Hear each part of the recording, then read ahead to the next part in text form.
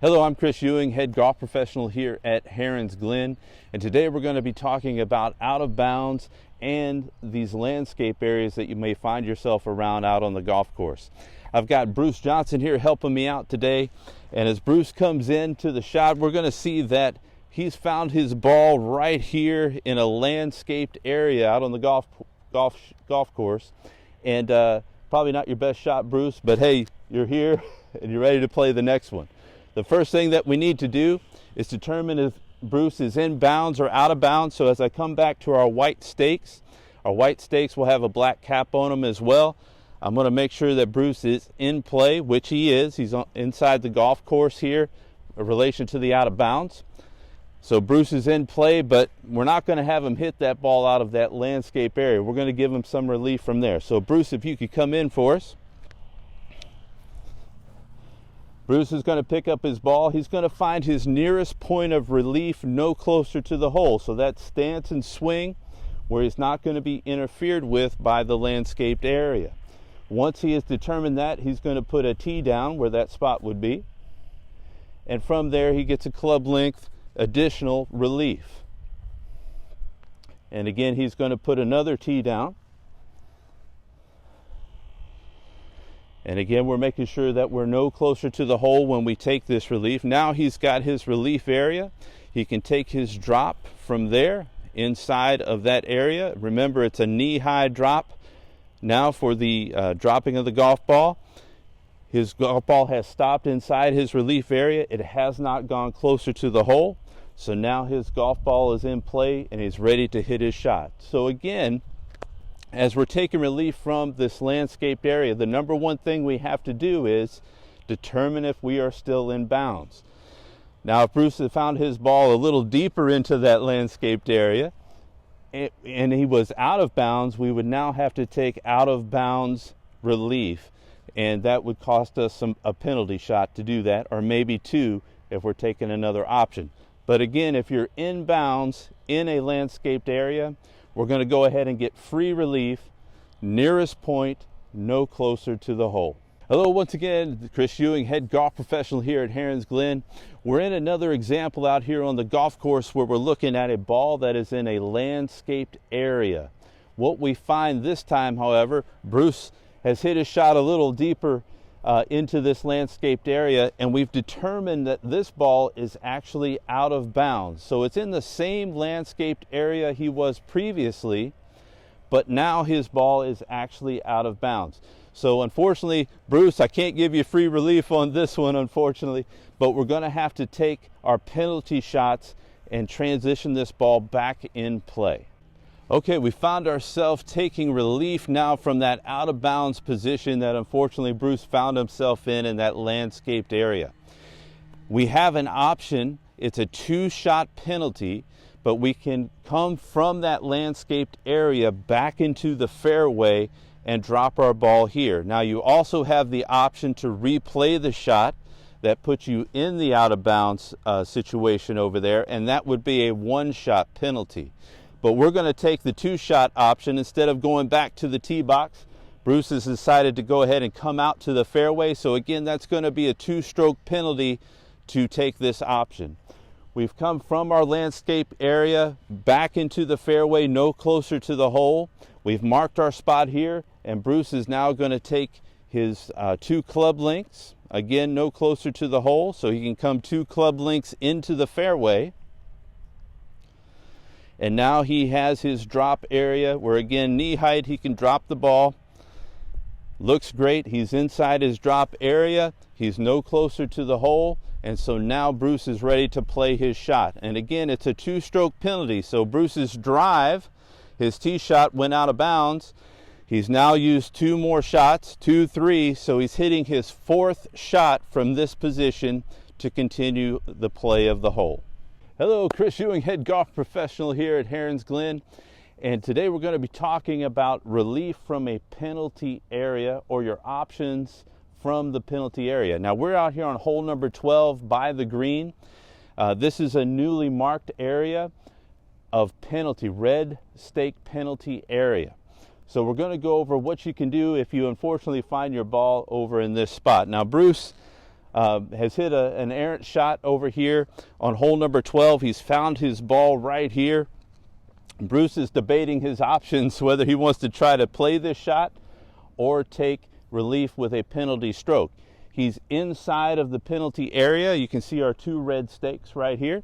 So he is on the opposite side of those stakes. He's in the penalty area. And Bruce, what are you going to decide to do from here? That's not a good lie. I'll take relief. All right, Bruce has assessed that lie and said, you know what, I'm going to go ahead and take a penalty shot and take my relief. So Bruce is going to estimate that point of entry where it crossed those 2 red stakes, and then he's going to put a spot down there where he feels that it crossed the penalty area. He's going to get his 2 club links from that spot. Again, it's no closer to the hole. He's going to take 2 club links worth, mark that with that long club, the driver that he has in the bag, and he's going to mark that position as well. And from here, he can take his drop. Again, it's knee height on the drop, and he just has to make sure he stays within his marking there and the ball does not go any closer to the hole. Looks like it stopped right there. So as you can see, taking the 1-shot penalty, he was able to get out of the pine straw and into the grass area of the rough, but he did not get the ball closer to the hole, and he did stay within his 2 club links. So now he's ready to go. Does that lie a little bit better, Bruce? Beautiful. All right, and remember, it only cost him 1 penalty stroke, so don't forget to add that penalty stroke once you take this option. Okay, so we found ourselves in the same spot here on hole number 12, and again, we believe that ball's in the penalty area. Now, Bruce, you and I were back there in the fairway. I saw you hit this shot. We both saw your ball kind of cross this line, right? Right. Okay, well, we can't really find his ball right now. There's a lot of palmettos here, and they're sharp, and I don't want to get hurt going in there. And so we're not going to go in there and try to figure out what's going on with the ball. We both saw the ball cross over this waist area into this spot here. We couldn't see exactly where the ball landed because we're a little blocked by the mounding here. But Bruce, we can agree again that your ball came through here. We both saw it, right? So we're going to agree that his ball ended up in this penalty area. Even though we can't see the ball here, we're going to agree that his ball definitely crossed right here into this penalty area. Once we've made that agreement, Bruce can now take his 2 club length relief with a 1-shot penalty from the spot that we've determined his ball crossed in. Behind this area is actually out of bounds. You can't see the white stakes because, again, we got all these palmettos here in front of us. But had Bruce's ball, he hit it really hard and it went sailing over these palmettos and maybe off of that roof, we'd know he's not in the penalty area, right, Bruce? At that point, you're going to be out of bounds, unfortunately, right?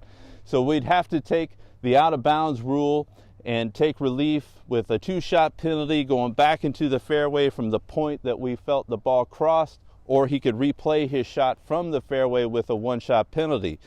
So when you're out here in this particular spot, you just have to make a determination.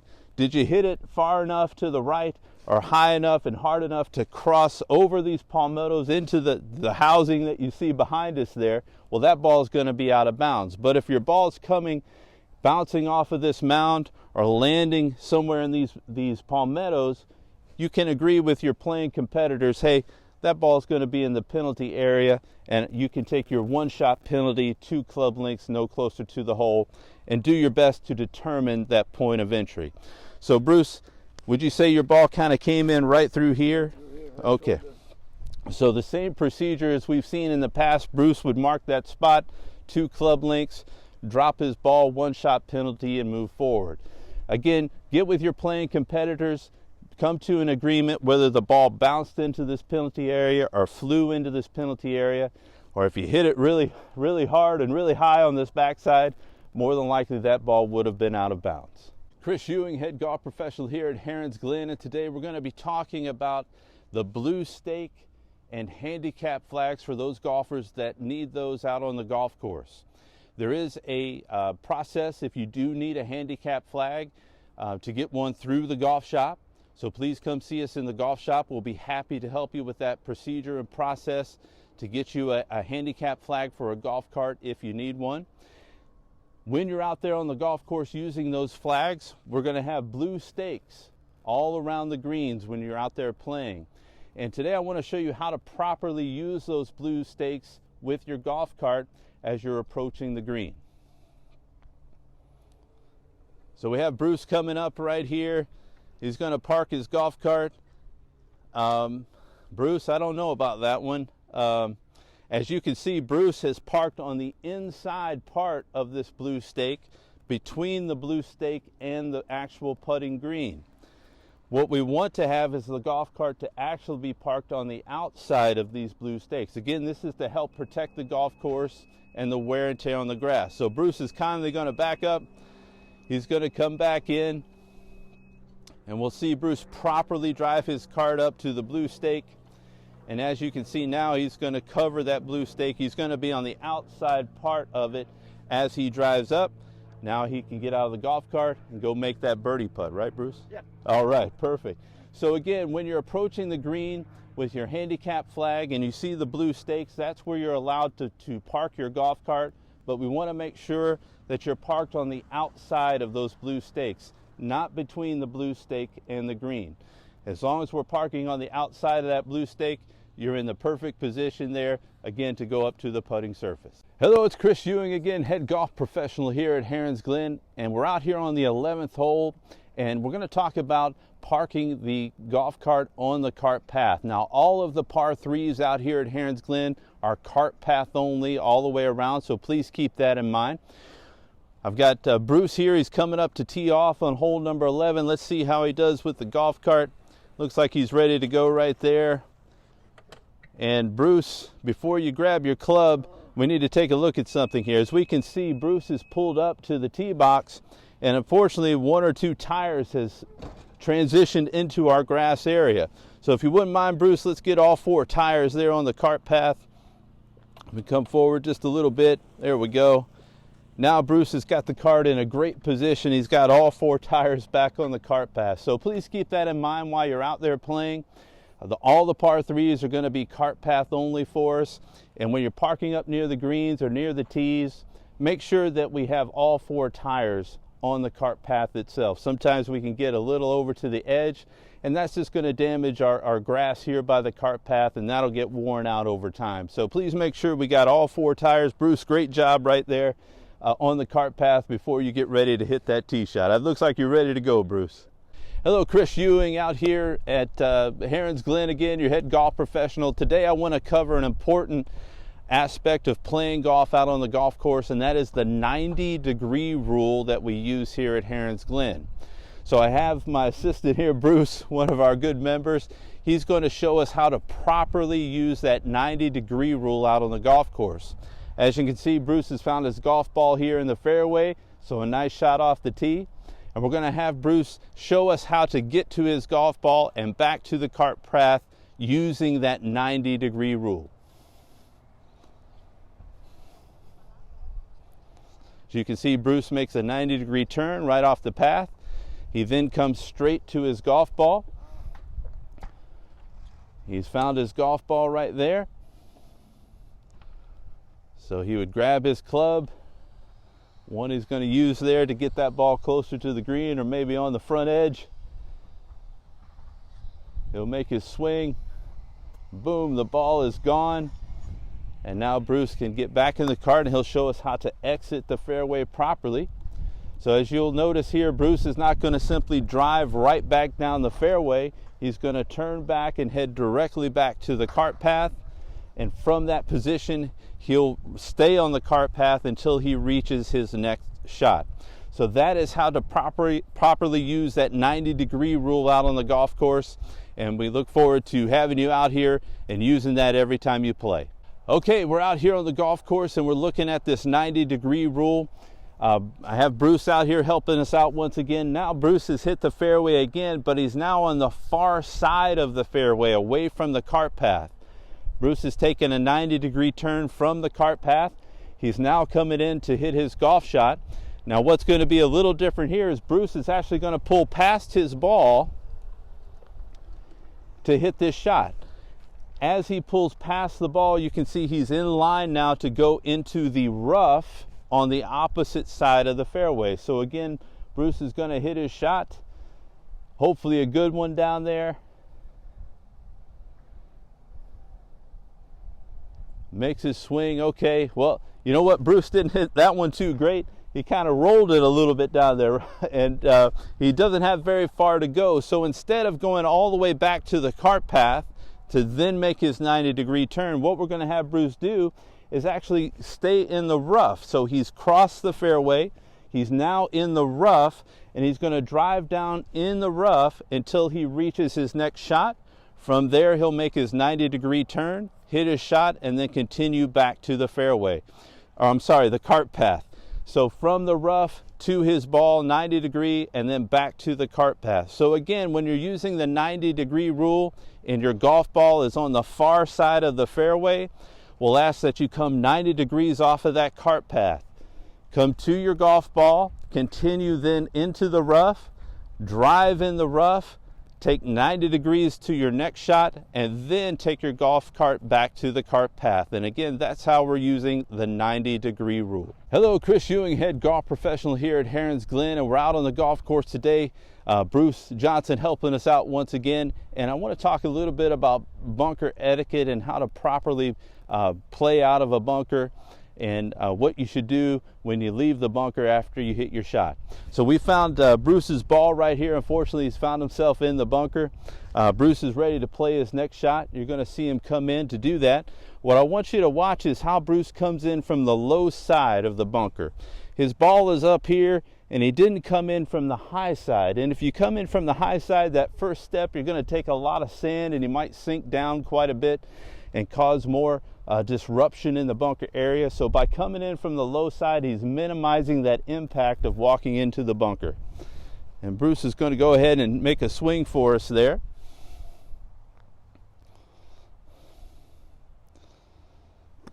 Very good. So Bruce is out of the bunker. I'm going to help Bruce out. We're going to trade. I'm going to hand him the rake. He's going to hand me his club. Now, what I want you to notice is Bruce is raking the bunker. He's smoothing that area out where he just hit his shot so that the next player behind him doesn't have to deal with a lie that would be bad in the bunker. He's smoothing it out as he comes across, and he's also raking his tracks that he made as he came into the bunker. Notice how he's raking back towards the grass area to the high side of the bunker, so he's pulling that sand back up to the high side or the high edge of the bunker, and that's how you want to properly rake. Nice job there, Bruce.